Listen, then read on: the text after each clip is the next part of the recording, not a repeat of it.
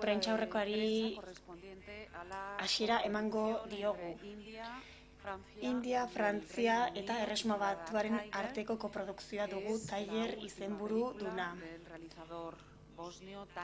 Danis Tanovic, Bosniako ekoizlearen azken lastemetraia da. Eta bertan Ziet Amirraza eta Diamond Emanuel benetako pertsonaiak ditugu. Hemen ere zenbait ekoizle ditugu, Sedomir Kolar eta Andy Patterson ere gidoilari kidea da. Rashida Chaudhary ere hemen dugu, ekoizlarea ere da. Eta Mark Bassett azkenik. Beraz, hasiera emango diogu galdera txandei, nahi duzuetenean.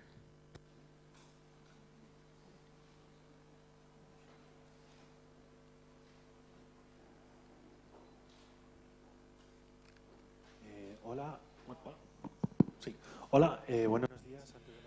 Kaixo, egunon, zorionak zuen filmarengatik. Ekoizlei ondorengoa galdetu nahiko nieke. Film bat egiteari buruz hitz egiten du.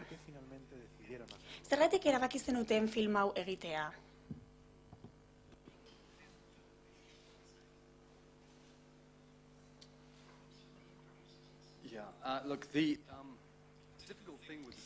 Beno, historianek gauza zail bat zuen. Ezin genuen egin. Guk eskuetan genuena oso historia garrantzitsua zen, eta konturatu ginen erdi bidean, ezinezkoa dela olako historia bat kontatzea, multinazionalek ez dutelako hori nahi. Prashitari esker, aurkitu genuen norbait nahi zuena pelikula egin. Baina, film honetan bi historia daude. Pertsona honen historia eta bere historia ikaragarria Pakistanen, eta beste historia bat.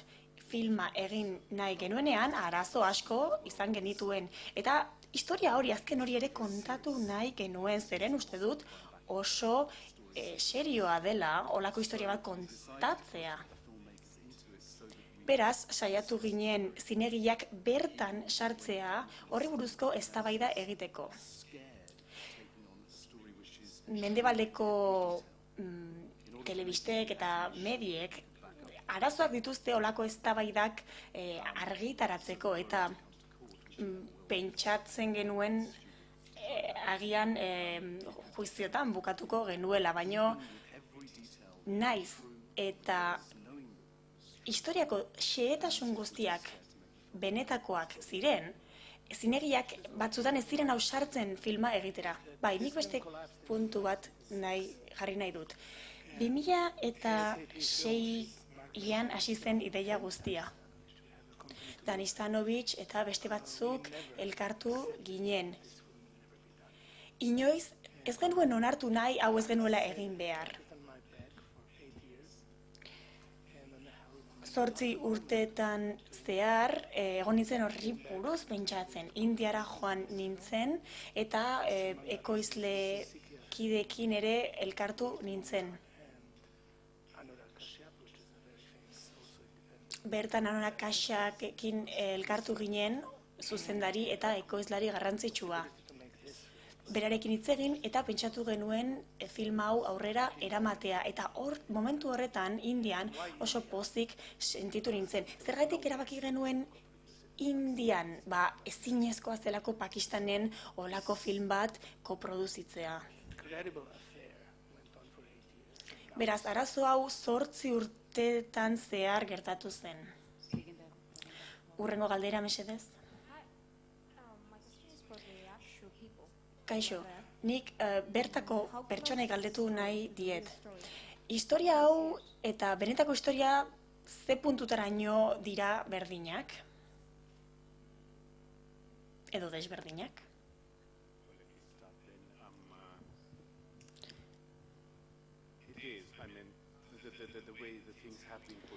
Beno, filmanko irudi gehienak hala izan ziren, hala gertatu ziren bizitza errealean.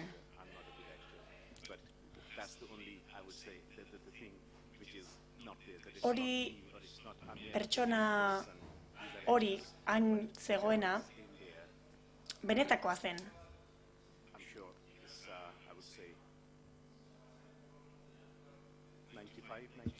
Nik esango nuke historiaren, filmaren 85% beneta zen. Beno, nik dakizuenez mediku bat naiz, ez naiz zinegilea.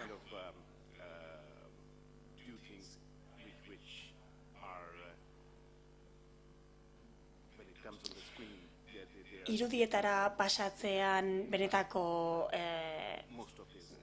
gertaerak noski dena ezin da berdin egin, baina esan dezaket ia dena benetan gertatu zena zen. Benetako historia zen. Beno, hemengo pertsona hauek urte asko eman dituzte film hau egiteko, eta hemen doktoreak gaur ikusi du lehenengo aldiz, beraz, gu oso ondo gaude berak azkenean ikusi duela. Beste, hurrengo galdera, mesedez?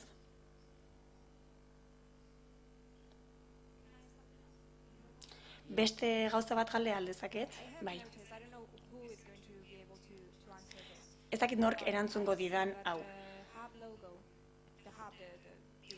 Hubren logo bat zegoen filman, Nestlekoa ez bestea.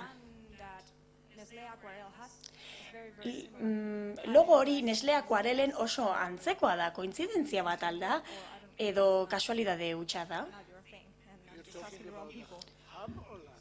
Hub edo lastari buruz ari zera hitz egiten, Hub.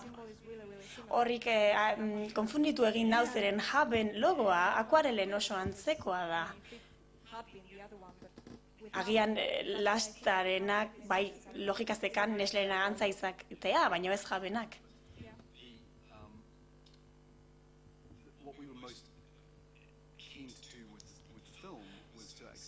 Beno, guk egin nahi genuena zen benetako historia batean oinarritutako film bat egitea. Azken finean, Nestlerentzako lana egiten duen medikuentzako lan egiten duen pertsona baten historia da. Guk zer nahi genuen? Historia genuino bat egin eta benetako iturrietan oinarritu. Zorionak filmarengatik. Bi gauza jakin nahi nituzke.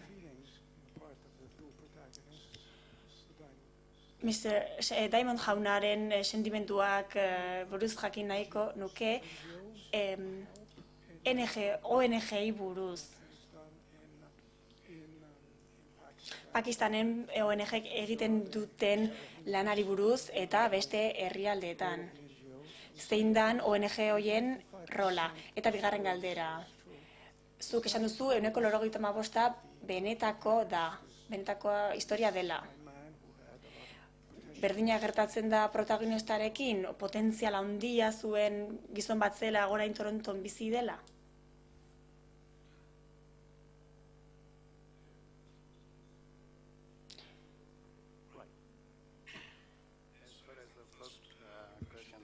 Beno, lehenengo galderari dagokionez, bai, historia benetakoa da. Nik ikusi izan dut pelikula 5 aldiz eta beti, unkigarria iruditzen zait. Film hontan agertzen den dena beneta da. 90 minutu erabiltzen dituzte historia hau narratzeko. Beno, historian ikusten dugu momentu batean afari bat dagoela eta Nestlek sponsorizatzen duela. Maggie bertara dator eta esaten du Nestle edo lastak hau sponsorizatzen ordaintzen badu, guk ezin dugu aurrera egin. Nik ezagutzen dut, bera da pertsona bat erakunde horren kontra doana. Beste mediku batzuk esaten dute, ordaintzen badute ez dela ezer gertatzen.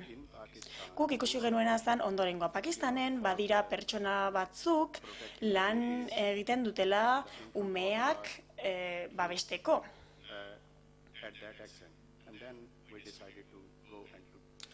Beraz, erabaki genuen pertsona hauekin elkartzea. Beraz, kasualidadea izan zen. Amerrek afari hau esponsorizatzen zuen, eta hori gertatu zen.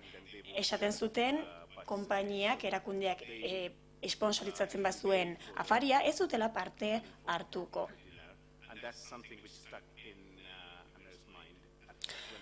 Gertatutako hori, benetan nire buruan nuen, eta pentsatu genuen horri pertsona horiei buruz. Zeudela pertsona batzuk bularra ematearen alde zeudela, eta guri lagundu nahi zigutela. Horregatik harremanetan jarri ginen pertsona horiekin. Ez geunden hiri berdinean. Ez dakit oso ondo hori ikusten den filmean, baina guretzako oso zaila zen bidaiatzea pertsona hauek ikusteko. Islamabaden bizi zirelako eta aurrera joan behar izan ginen askotan, bereekin hitz egiteko. Zorionez, ONG horrek kontaktu onak zituen Erresuma Batuan, Malasian eta Kanadan. Horri esker, gauzak hobeagoak izan ziren Pakistanen. Gogoratzen dut, afari horretan zeudela folleto batzuk. Hoietako bat hartu nuen eta irakurri nuen. Gorde egin nuen. Beranduago, konturatu nintzen ONG horiek zer egiten zuten eta zertan egiten zuten lan.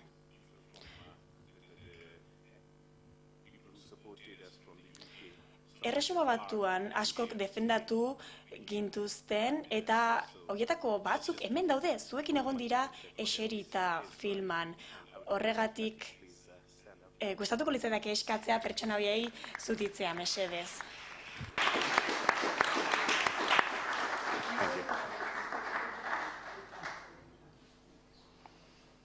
Siguiente pregunta, por favor. Hurrengo galdera, mesedez.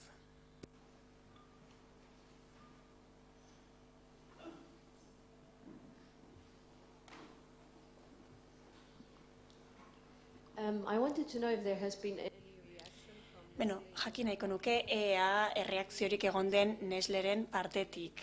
Eta eta Pakistaneko medikuen komunitatetik. Azken finean, medikuen errespontsabilitatea zen esne hau errezetatzea. Film hau Toronton estrenatu zen irailaren 7 eta gaur 25 da. Ez dakit Pakistani buruz, baina oraingoz, beraz, behintzat ez da ezer gertatu. Pakistanen oraindik pertsonek ez dute film hau ikusi.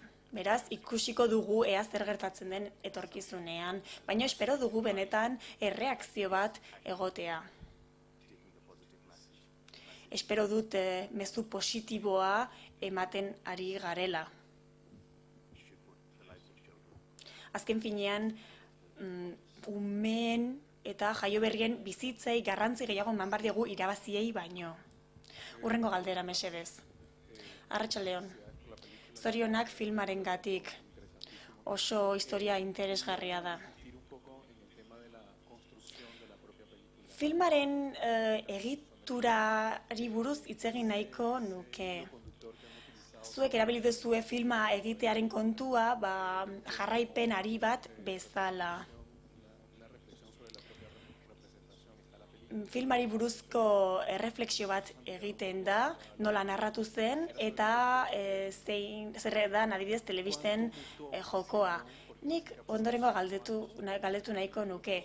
5 urte pasa dira, pelikula egiten hasi zenetik, eta zenbat aldatu zen gidoia azkeneko emaitza ikusi arte, zer utzi zenuten kanpoan. Eta beste galdera bat dut. Amaieran,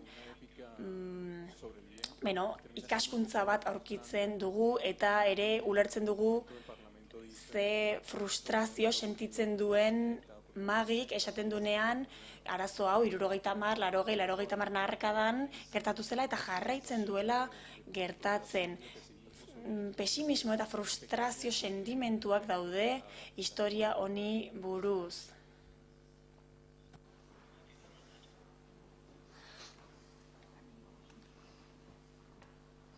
Me? Why me?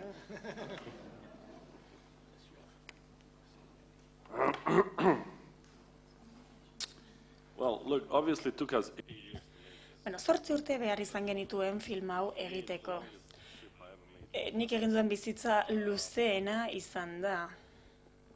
Trouble with making this kind of story. Arazoak izan genituen, bai, asko izan genituen. Lehenengo eta behin, benetako pertsona bat duzu, benetako pertsonai bat eta historia bat. On the third side, you have a company. Gero duzu ere benetako erakunde bat, multinazional handi bat, munduko handienetakoa, eta ez du nahi historia hori egitea. So we had to verify each and Beraz, gertaera guztiak berretsi behar genituen bi aldeetatik. Adibidez, BBC-koak verifikatu behar zuten dena. Esaten zen dena, ea egia zen. Hori frogatu genuen eta hala ere oraindik ezin genuen filma egin. Filma egiten hasi ginenean azkenean pentsatzen genuen hori erakutsi behar zela. mission is different from the private companies. Desberdina da erakunde pribatuek eta erakunde publikoek nola erabiltzen duten dirua eta nola hitz egiten duten olako arazoei buruz. And if you have, Azken finean arazo zail bat da. if you have them backing off, then you know what kind of world are we living in? Beraz, zer egin beharko genuke? So it was a complicated way to make the story, to put everything. Azken finean zaila zen Entertaining, but to make it historia hau kontatzea modu interesgarrian, zen munduko arazoak ez dira batzutan oso interesgarriak. Sustantzia puntu bat eman behar genien. Beste aldetik, ez dauden gertaera batzuk ezin genituela berretsi, ez dauden 100% ziur. them because we couldn't prove them 100%. Baino jarri genituen filmean naiz eta ezin genituen 100% ziurtatu. Barkatu ez genituen jarri horiek. The message was Azken finean guk transmititu nahi genuen not only Nestle, mezua ez da bakarrik Neslek hori egiten dula. Azken finean erakunde guztiek egiten dute berdina eta ez da normala. international companies. Badira Pakistanen 13 erakunde multinazional, enpresa multinazional filma egin genuenean. Filmaren amaieran agian depresioa sentituko zenuten, baina hori da guk sentitzen genuena. Gu lehenengo aldiz Pakistanera joan ginenean, benetako historia bat kontatu nahi nuen, pentsatzen nuen, pixka fikzioa zela, baina iraitsi nintzen area eta benetakoa zela ikusi nuen. Pasatu ziren hilabete batzuk eta bertan zen sasoi lehorra zen. In the film are the babies that are actually in these. Filmean ikusten dituzuen umeak benetakoak dira eta oraindik gertatzen ari da arazo hau ospitale horietara joten bazerate ikusiko duzue. Nik ez dakit oso ondo enpresa hauek ulertzen duten zer ari diren egiten. Mundu guztiak interes desberdina dute, goikoek irabaziak nahi dituzte eta bekoek egiten dute ahalik eta gehien irabazi horiek lortzuk. Nik agian naiz, baino uste dut pixkanaka hasten bagera horren aurka borrokatzen, lortuko dugu olako arazoakin amaitzea. Adibidez, erabaki dezakegu produktu horiek ez erostea. Enpresa pila bat daude produktu berdinak egiten dituztenak. Pentsa dezagun adibidez Apple buruz egiten ditu produktu batzuk, jendeak esatu zen eta aldatu zuten bere produkzio metodoa, beraz boterea daukagu gauzak aldatzeko. It is pessimistic, but Bai, pesimista agian dirudi filma, baino nik nire filmekin ez ditut konponbideak eman nahi. Bakarrik nahi dut jendeak bere buruari galderak egitea eta mugitzea gauzak egiteko. Nik gauza bat ere esan nahiko nuke. One way of letting evil to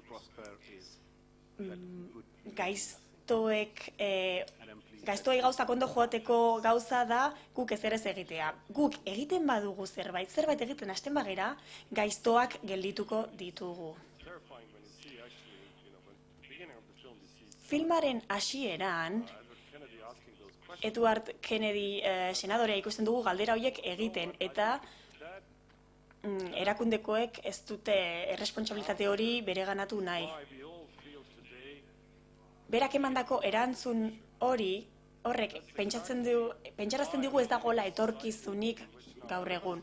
Zergatik bizi gara gizarte honetan, badirudi 10 urte barru ez gerala hobeto biziko, hori pentsatzen dugu. Beldurraren gizarte batean bizi gera. 1984 novela izango da ume kontu bat, jarraitzen badugu horrela. Erakunde enpresa hauei errespontsabilitatea eskatu behar diegu. Eta orain gaur egun hitz egiten da too big to fail buruz handiegiak direla bankarrotara joteko, baino ez, erori daiteke eta badirudi erortzen direla guk pagatu behar ditugula kontuak ez. Beste galdera bat, mesedez?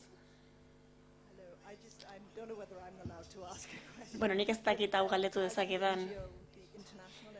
Ni, film honen atzean nazioarteko ONG handi bat zegoen. Guni honek ez digu deprimitzen, film honek.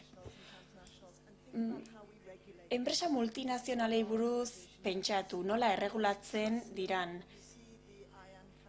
Haian pertsonaia ikusi dugu, nola ausartzen den pausua ematera. Ikusten dugu nola multinazionalek txantaia egiten dioten pertsonaiari. Beraz, enpresa hauen egiteko modua erregulatu behar dugu, ezin digu utzi nahi deguna egiten. Eta politikoek ahal duten gehiena egin behar dute praktika mota hauekin bukatzeko. Indian, esne artifizialaren salmentak benetan lauak dira, erregulatuta daude. Beno, ez dut galderarik. Uste dut hau oso garrantzitsua dela. Hola, ulertzen dugu zergaitik Indian filmatu genuen film hau. Filma Indiari sinesgarritasun handia ematen dio. Ekoizlariak pentsatu zuen India zela toki egokia film hau egiteko. Next question, please. Hurrengo galdera, mesedez.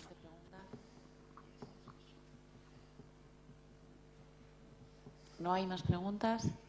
Galdera gehiago, mesedez? So it's me again. I just wanted to know if the director, did your Bosnian heritage... Zuzendariak jatorri bosniarra du. Honek eragina izan alduz filman, Bosniako zure kulturak edo jatorriak eragina izan aldu. those are really different worlds. Beno, oso kultura desberdinataz hitz egiten ari gara. In every society you can find Baina nik uste dut referentziak edozein gizartetan aurkit ditzakezula. compliments I received is that, Behin gauza oso polit bat esan zidaten. from Indians and Pakistanis so different. Pakistan eta Indiako pertsonek filma ikusi zuten, Somebody from outside. eta pentsatu zuten kanpoko inork ezingo zuela horrelako filmik egin. Eta nik beldur hori nuen. Agian zenbait akats egin, akats tontuak, eta pentsatzea, agian film hau ezin zela benetan gertatu gizarte batean. Ekoizleak oso onak izan dira. At any time. 5 pertsona nituen erekin lan egiten, bakarrik kultura erreferentziek lantzeko. Why doesn't he kiss his wife again? Baskok esaten zidan, zergatik ez du musu ematen bere emakumeari, beno, hori agian Bosnian gertatzen da, baina Pakistanen ez da gertatzen. The child looks at her and leaves. musu ematen dio umeari eta alde egiten du. Things that, you wouldn't know unless you had some. Gauza hauek ez dakizkizu bertako norbait ezagutzen duzun arte eta esaten dizun arte bira hau hola da eta hau hola da. That I don't speak. Hortaz gain, ulertzen eta hitz egiten ez dudan hizkuntza batean filmatzen ari nintzen. Few persons, very often five. Beraz, pertsona gutxiren laguntzari esker aurrera atera genuen. Tell me everything they told. So, and I really told them, look, I'm the. Nik beraiei esaten nien, bueno, bai, ni hemen zuzendaria naiz, baino benetan behar dut zuek batzutan hartzea rol garrantzitsuena eta benetan asko lagundu zidaten. That, it is not one man show. Film honek frogatzen du ez dela pertsona baten arrakasta, pertsona eta askoren eta talde baten lana da, eta benetan eskerrak eman nahi dizkiet denei. Uste dut denek ulertu zutela honen garrantzia, eta inorretzan bestea baino garrantzitsuagorik sentitzen edota esaten zuen, hola egin behar dugu, edota ez horrela ez. Ondo eramaten ginen, lan gogorra zen, baino azkenean, algenuen hoberen egin dugu eta badirudi jendeari gustatu zaiola. Naiz eta batzuetan pixkat deprimentea izan, uste dut jendeari gustatu zaiola. Kaixo, Patrizia naiz. Zorionak. Praxikari galdera bat egin nahiko nioke. Zuk Indiako ekoizlaria zara. Nola sartu zinen proiektuan? Nola erabaki zenuen filma egitearen arriskua hartzea? Bero, ni oso harro nago proiektu honetan sartu izanaz. Torontotik atera ondoren, banekien ondo aterako zela, konfiantza nuen. Azken urteetan, bagenekien gure historiaren oinarria zer zen. Inoiz ez nuen ezer dudatu, bakarrik aurrera eta aurrera jarraitzea erabaki nuen. Galderarik?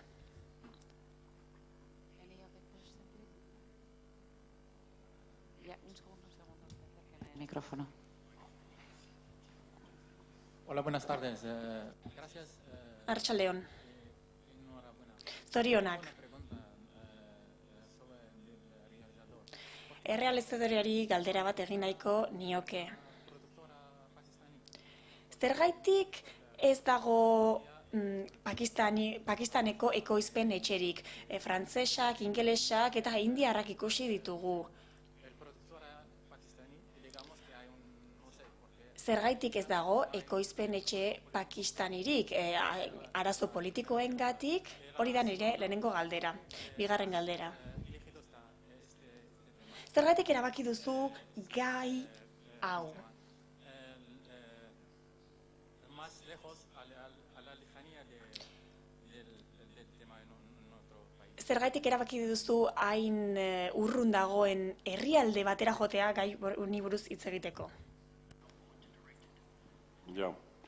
Well, look, there's no Pakistani producer because we didn't. Beno, Pakistanen Pakistan, we didn't need money, we didn't need. ez genuen bertan ekoizpen etxeekin lan egin, ez genuelako kontaktu askorik, bai, lankide batzuk Pakistanen zeuden, batzuetan eszenak grabatzen eta hara joan ginen. Bosnian, producers either. There was no need. Ez dago Bosniako ekoizlaririk ere ez. But in this case, it was not. Kasu honetan There was no necessity. ez genuen beharrik eta horregatik.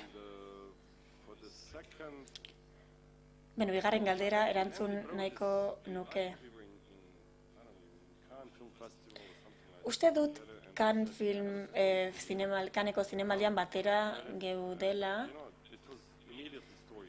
eta pentsatu nuen Give you hundreds of reasons why. historia hori egitea. Zergaitik, beno, lehenengo, ez dakit, aita naizelako. Story. Historia hori lehenengo aldiz irakurri nuen, eta pentsatu nuen mundua konpondu nezakela. Batzuetan pixkat naif edo erromantikoa naiz. We all gonna die one day. Gustatzen zait pentsatzea denak azken finean hil egingo garela noizbait, baina lehenengo nire ama hilko da, gero ni eta gero nire semeak. seme alabak zu baino lehenago hiltzea hori izugarria iruditzen zait.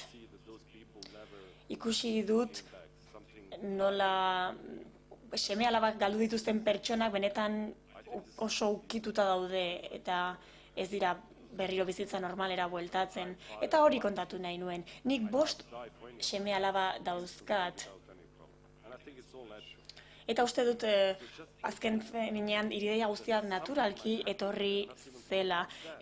Nik pentsatzen dut, nire seme alabei zerbait gertatzen bazaie, ezingo nuke aguantatu. Dokumental hau lehenengo aldiz ikusi nuenean, benetan ukituta gelditu nintzen. Ikusi nuen emakume hori umeari begira eta jaio berri hori hil egiten da ospitalean. Hori ez da gertatu behar eta hori ja arrazoi nahikoa iruditzen zitzaidan filma egiteko. Beno, 8 urte behar izan genituen, baina benetan kontentu nago egin genuela. Ez dakizue benetan ze gogorra dan 8 urte egotea hau proiektu honekin. Baina ikusten duzunean nola pertsonak pozik daude eta txalotzen gaituzte eta hori oso garrantzitsua da. Uste dut 8 urte eman ditudala garrantzitsua den gauza batekin.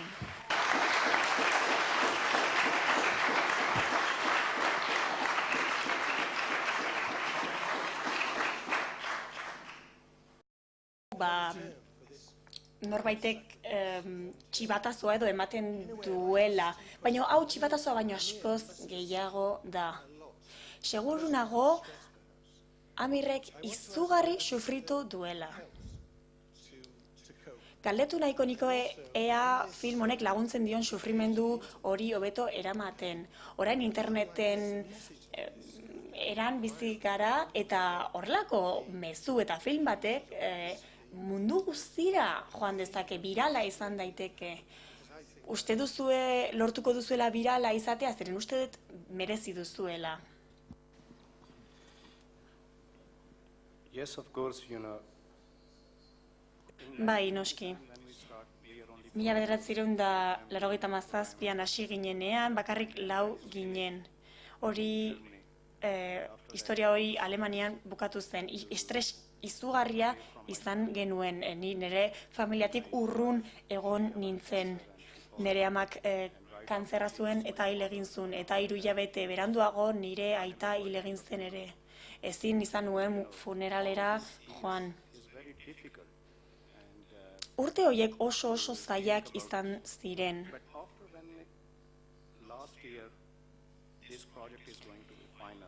Azkenean lehen urtean erabaki zen proiektua hau egingo zela eta Toronton erakutsiko zela. Filma ikusi nuenean pentsatu nuen ondorengoa. Film honetan nire estres guztia, tristura guztia eta nire bizitzan gertatutako guztia erakutsiko da.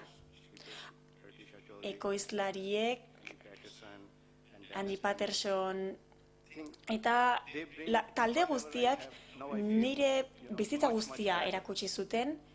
Nik erakutsi ahal izan nuen, baina askoz hobeto.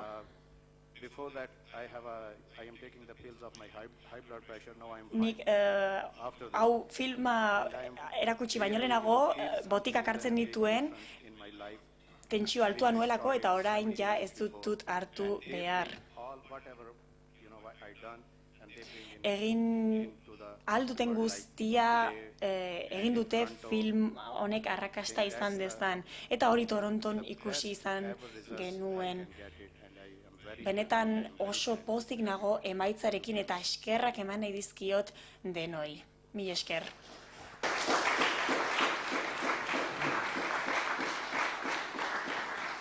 ¿Alguna pregunta más? Galderarik? The question? Can I just speak to the viral, There is. to the second Yeah, part of the that's- question? Bigarren galderari buruz hitz egin nahiko nuke. I mean, I don't know if you can imagine how wonderful it is to Beno, oso polita izango zen Dr. Diamonds that we find bi protagonistentzako azkenean justizia lortzea, azken urtetako sufrimendua eta gero. and to try and make it go viral. Noski lortu nahi dugu historia hau birala izatea. azken finean zinemaren helburua da horrelako historia zehatz bat hartu eta emozioa ematea. Batzuetan ezagutu genituen pertsonak Toronton urte askotan borrokatu zutela, adibidez Nestleren aurka. Dokumentalan erakusten den, filman erakusten den dokumentala, benetan hunkigarria da eta inork ez zion kasurik egiten. Beraz, orain, mezu hori beste modu batera mundura erakusteko modua dugu. Eta noski, gustatuko litzaiguke zuek danek garrasi egitea, mezu hau transmititzea. Adibidez, ikusten dugu filman erakunde hauek, enpresa hauek, BBC bezalako kate bat zentsuratu zutela. BBC-ri ez zietela utzi transmititzen, beraz, zuek egin behar duzue lana. Ez baduzu hori egiten, jarraitu egingo du, 40 urtetan zehar gertatu da arazo hau, eta behin eta berriro bueltatzen da. Eta badirudi, ez gaudela, ezin dugula historia hau kontatu, film honek azkenean kontatu egin du. And there's also another point which I have to underline again. Eta hortaz gain, esan nahiko nuke ondorengoa. Indiaren laguntzarik gabe, ezingo zan posible izan film hau.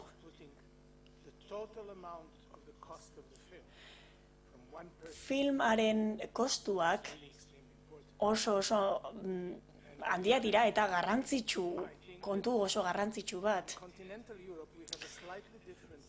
Europan egoera pixkat desberdina da Ameriketan eta erresuma batuarekin konparatuz.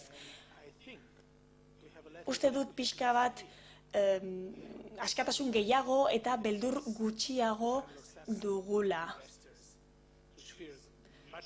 Hemen, Europa kontinentalean, erresuma batuan eta Ameriketan batzuetan presio gehiago dute horrelako filmak ez egiteko.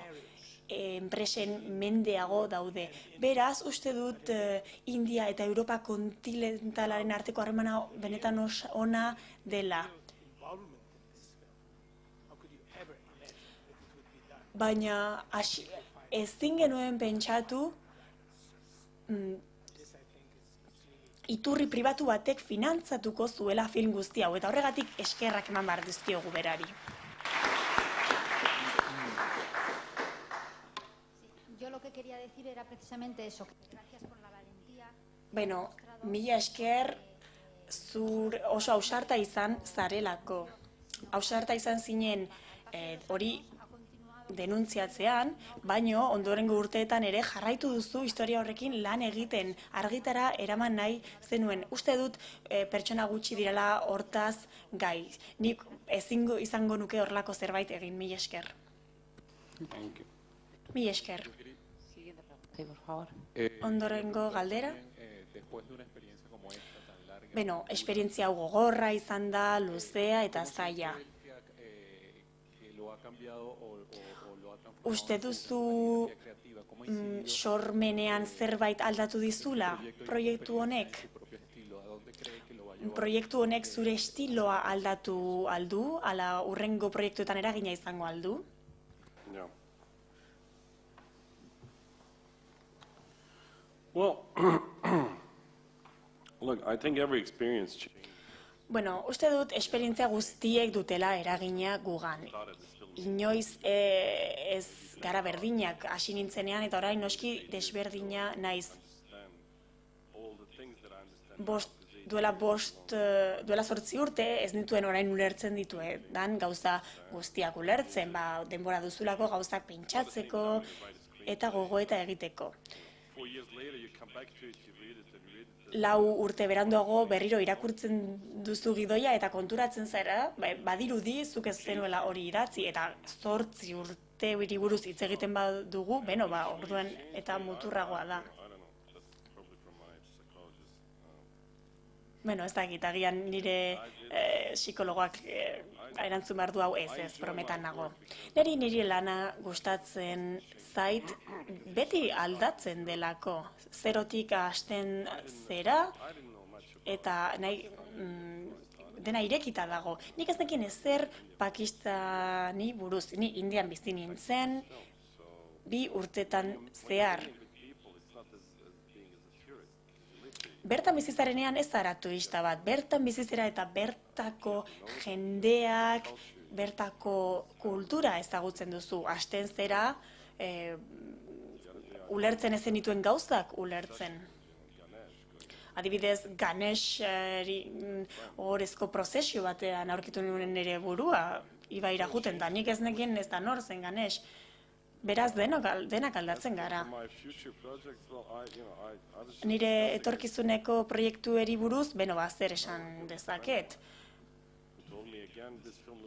Lagun batek esaten dit, film hau desberdina dirudi, bai, noski, beste film bat da. Ezin ditut 2 film berdin grabatu, historiak ere desberdinak dira. Uste dut, amaierako formarako hori garrantzitsua dela.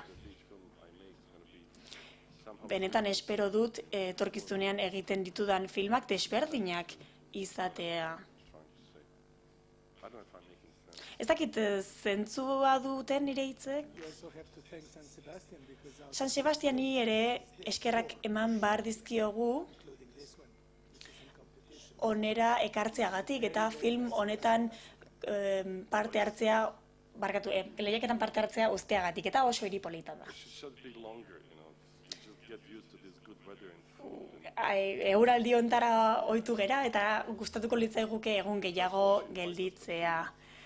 Gustatuko litzaigoke zinemaldia baino lehenago, 2 aste lehenago, ja hemen egotea eta gure familiakidekin batera egotea. Galdera gehiago? Thank you very much. Beno, mila esker. Zorionak.